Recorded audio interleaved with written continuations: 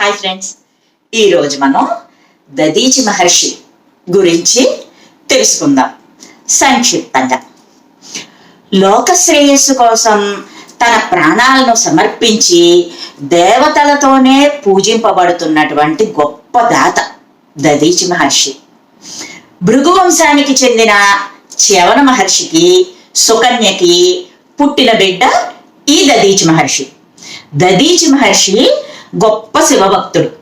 చిన్నతనం నుంచి సమస్త వేదాలను శాస్త్రాలను చదువుకున్నాడు. నైమిసారణ్యంలో సరస్వతీ నదీ తీరాన మిశ్రికి అనే ఆశ్రమం ఏర్పాటు చేసుకున్నాడు. ఏకాగ్రతతో తపస్సు చేసుకునేవాడు. ఇతని తపస్సుకి మెచ్చి దేవేంద్రుడు అడగకుండానే బ్రహ్మ విద్యను ఉపదేశించాడు. కానీ తను నేర్పినటువంటి బ్రహ్మ విద్యని మరెవ్వరికి బోధించవద్దని షరతు పెట్టాడు. ఇచ్చిన మాటను కాదని ఎవరికైనా ఈ బ్రహ్మ విద్యను గనుక నేర్పితే శిరస్సు ఖండిస్తా, జాగ్రత్త అని హెచ్చరించాడు కూడా. దేవేంద్రుడు ఈ దదీచి మహర్షికి బ్రహ్మ విద్య ఉపదేశించిన విషయం అశ్విని దేవతలకు తెలిసింది. ఎలాగైనా తమకు ఆ విద్య నేర్పమని దదీచిని వేడుకున్నారు అశ్విని దేవతలు. వాళ్ళు వైద్యులు, మహా అస్త్రశస్త్ర నిపుణులు. వాళ్ళు ఆ విద్యను నేర్చుకుంటే లోకోపకారం జరుగుతుంది కదా, మేము లోకానికి ప్రయోజనం చేయొచ్చు కదా అని ఆలోచించారు. వాళ్ళు దదీచిని అడిగితే అప్పుడు దదీచి అన్నాడు, నేను ఇలా మాట ఇచ్చాను, బ్రహ్మ విద్యని ఎవరికి ఉపదేశించవద్దని దేవేంద్రుడు నాకు షరతు పెట్టాడు. ఒకవేళ ఆయనకి ఇచ్చిన మాటను నేను కాదని ఎవరికైనా చెబితే నా శిరస్సు ఖండిస్తానని కూడా హెచ్చరించాడు అని అశ్విని దేవతలకి చెప్పాడు దదీచి మహర్షి. అప్పుడు ఈ అశ్విని దేవతలు ఏం చేశారంటే ఒక ఉపాయం ఆలోచించారు. వాళ్ళు దదీచి మహర్షిని ఒప్పించి ఈ దదీచి మహర్షి శిరస్సుని వేరు చేసి పూత పూసి భద్రపరిచారు. ఒక గుర్రం తల తీసుకువచ్చారు. అది దదీచి మహర్షికి అతికించారు.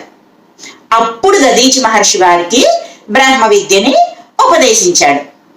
అది తెలిసి దేవేంద్రుడు కోపంతో దదీచి మహర్షి దగ్గరికి వచ్చి ఆయన యొక్క శిరస్సును ఖండించాడు. ఆ గుర్రం తలని ఖండించాడు అనమాట. వెళ్ళిపోయాడు. తరువాత ఈ అశ్విని దేవతలు దదీచి అసలు శిరస్సుని తీసుకొచ్చి జాగ్రత్తగా తిరిగి అతికించారు దదీచి మహర్షికి. లోక శ్రేయస్సు కోసం దదీచి మహర్షి అంత బాధని అనుభవించాడు.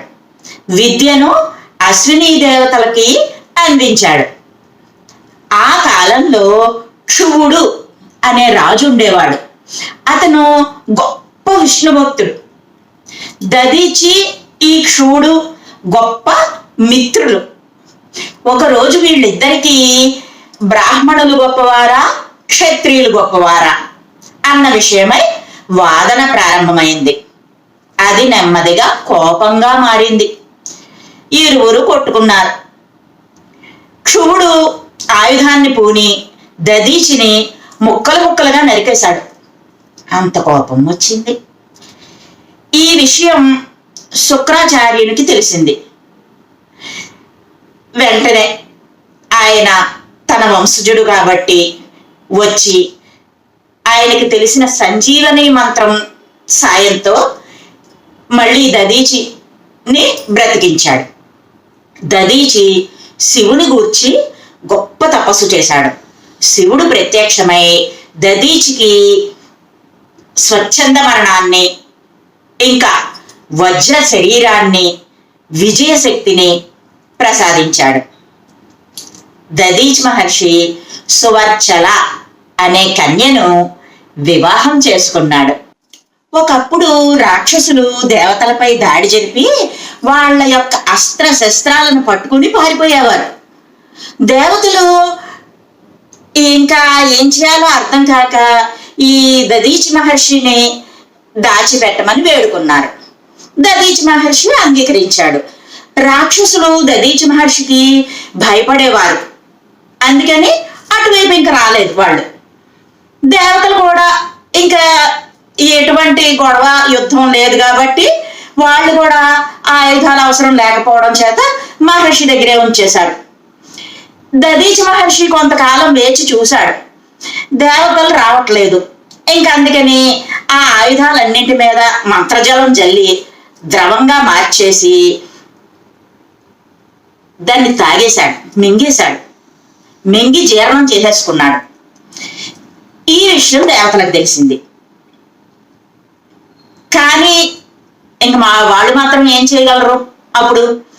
సరే, ఇలాగ రోజులు గడుస్తున్నాయి.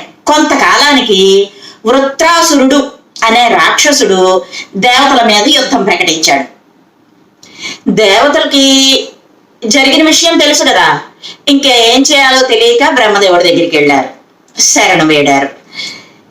ఇంకా బ్రహ్మదేవుడు దధీచి మహర్షినే మీరు వెళ్ళి ప్రార్థించండి, ఆయుధాలు ఇవ్వమని అని చెప్పి సలహా ఇచ్చాడు. అంతే, మళ్ళీ దేవతలందరూ మళ్ళీ దధీచి మహర్షి దగ్గరికి వచ్చి ఆయుధాలు ఇప్పించండి, మాకు ఇలాగ యుద్ధం జరుగుతోంది, వృత్రాసురుడు మమ్మల్ని బాధ పెడుతున్నాడు అని ప్రార్థన చేశారు. చేసేటప్పటికి ఇంకా ఈ వృత్రాసురుడు ఎలా వాళ్ళని బాధలు పెడుతున్నారో ఇవన్నీ చెప్పుకొని బాధపడ్డారనమాట. అప్పుడు దధీచి, మీ ఆయుధాలన్నీ నా శరీరంలో ఎముకలలో నిక్షిప్తం అయిపోయాయి. శివానుగ్రహం వల్ల నాకు స్వచ్ఛంద మరణం వరంగా లభించింది. నేను యోగం ద్వారా మరణిస్తాను. మీరందరూ నా అస్థికలని గోగణం చేత శుభ్రం చేయించుకుని వాటిని మళ్ళీ ఆయుధాలుగా మార్చుకొని వృత్రాసుర సంహారం చేసుకోండి అని సలహా ఇచ్చాడు. అప్పుడు దేవతలు బ్రహ్మచక్రం, వజ్రాయుధం వంటి మేలైన ఆయుధాలను ఈ దధీచి మహర్షి యొక్క ఎముకల చేత తయారు చేసుకొని రాక్షస సంహారాన్ని గావించారు. ఇదర్రా దధీచి మహర్షి చరిత్ర. మరొక మంచి విషయంతో మళ్ళీ మీ ముందుకు వస్తా. Bye friends.